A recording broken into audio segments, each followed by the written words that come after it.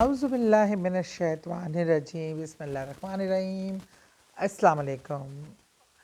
मैं हूँ सादिया, आपकी दोस्त, आपकी हमदर्द। जी जनाब,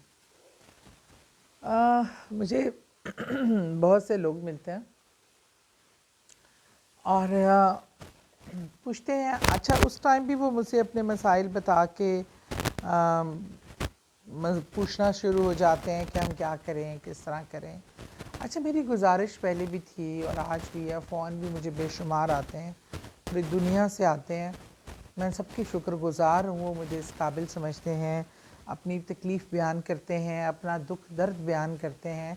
अच्छा, मैं बहुत सौ का जवाब फ़ौरी तौर पे नहीं दे पाती। अगर टाइम अवेलेबिलिटी हो, आप यकीन मानिए, मैं अगर आप लोगों से ये झलक ही दिखा दूँ तो आप सोचें कि नॉन स्टॉप ये सारे वो हैं जो लोग अपने प्रॉब्लम्स और अपने मसाइल बता रहे हैं, इसका एंड नहीं आना।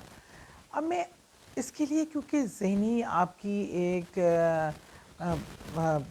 जो है अटेंडेंस होना, ज़हनी तौर पे आपका मौजूद होना और मसाइल को समझना, उसको रीड करना, उसको डायग्नोस करना और उसका हल बताना।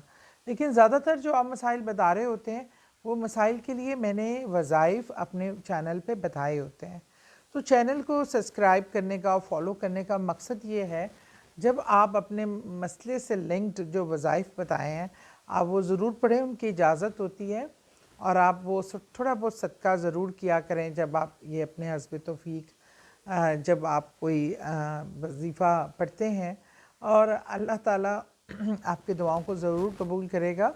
मतलब मैं देना चाहती हूँ सबके जवाब, सब मुझसे मिलना भी चाहते हैं लेकिन प्रैक्टिकली ये चीज़ें इतनी इजीली पॉसिबल नहीं होती हैं।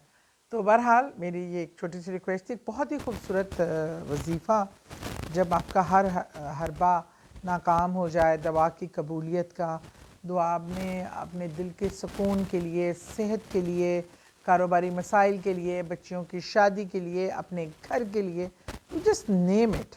आप कोई भी दुआ मांगना चाहते हैं तो बाद नमाज इशा, आपने जब इशा की नमाज़ कंप्लीट पढ़ लीजिए तो फिर आप एक सजदा जो है, सजदा ही इबादत की मेराज है।